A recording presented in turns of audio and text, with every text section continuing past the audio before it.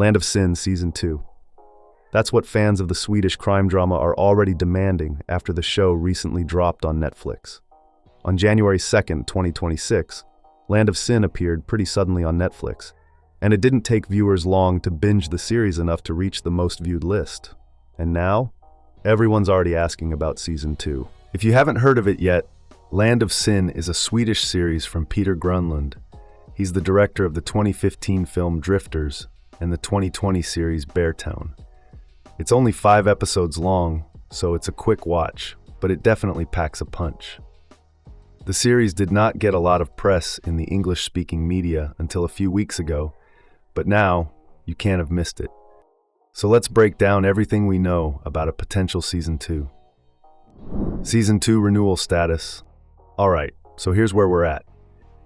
At the moment, Netflix has not announced any plans to renew Land of Sin for Season 2. Now before you panic, that's not entirely unexpected. The show only premiered at the start of 2026, and as a Swedish production, news may be slow to come out about the series. So we're basically in waiting mode right now. Who could return for Season 2? One thing Land of Sin does really well is give us a magnetic cast of characters. And based on how Season 1 ended, there are definitely a few who could make a comeback if we get a Season 2. First up, we've got Caesar Matiasevich as Oliver Antila and Krista Kosonen as Dani Antila, two of the most important characters from Season 1. They're pretty much locks to return if the show continues. Other possible returning cast members include Mohammed Noor Okla as Malik and Wilma Rosen as Kimmen. Now, the finale did a pretty good job of wrapping things up for most characters, either killing them off or keeping them alive with clear resolutions. But there are a few whose fates weren't explicitly shown, like Harald Duncke, played by Harry Westerlund.